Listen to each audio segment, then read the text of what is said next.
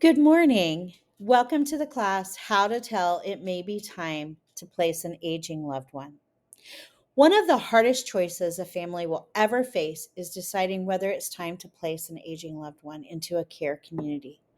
You love them deeply, you've promised to be there for them, and the thought of change may bring guilt, sadness, or even fear. You are not alone in these feelings. Families everywhere walk this path, and at ILO Senior Consulting, we walk with you. My role is to help you see the full picture, consider the options, and make the best decision for your loved one's safety, health, and dignity without losing sight of your own well being. Part one, understanding the heart behind the decision. Many families struggle with emotions such as guilt, feeling like placement means you're breaking a promise, fear, worrying about how your loved one will adjust, or whether you're doing the right thing. You're overwhelmed because you're balancing work, children, and caregiving all at once. These feelings are very real and they deserve space. But remember, choosing placement is not abandoning your loved one. It is ensuring they receive the care, safety, and attention they deserve while allowing you to continue loving them as a family, not just as a caregiver. Part two, signs it may be time. As you think about your loved one's daily life, ask yourself if you see these signs. Under health and safety, what are our concerns? Frequent falls, missed medications, wandering, or unsafe living conditions. There's daily living struggles of difficulty eating, bathing, or keeping up with the home. There can also be cognitive changes. There's increased confusion, getting lost, or growing agitation. You may also be experiencing what we call caregiver burnout, feeling constantly exhausted, stressed, or unable to manage your own health. If these are becoming part of your everyday reality, it may be time to consider whether a care community could provide a safer, more supportive environment. Part three, what are the care options that are available? Every person is unique, and so are the care options available. There's assisted living for those who need help with meals, medication, or personal care, but don't need 24/7 medical care, even though they're there.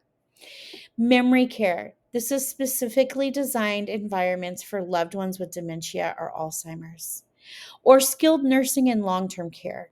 These are for medical needs that require around the clock professional care. There's also respite care, which is a short term stay to give family caregivers a break. At ILO Senior Consulting, we help families explore these options with compassion, guiding you through the process step by step. If it's not me you're working with, please work with a professional. Weighing the pros and cons. Here's some of the benefits of placement. They're in a safe, supportive environment. They have access to professional care teams. They have opportunities for socialization and activities. And there's relief for family caregivers, allowing you to show up with love instead of exhaustion.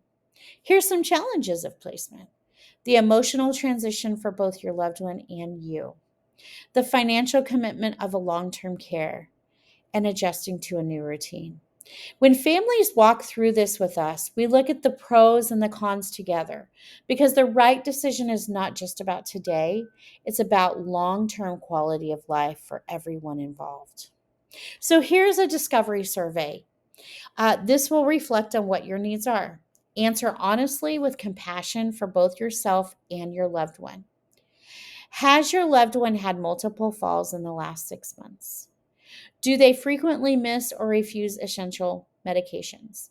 Are there frequent hospital or ER visits for preventable issues?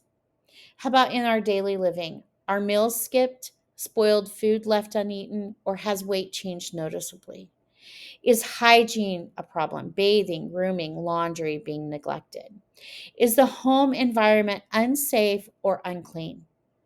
And let's look at the cognitive and emotional.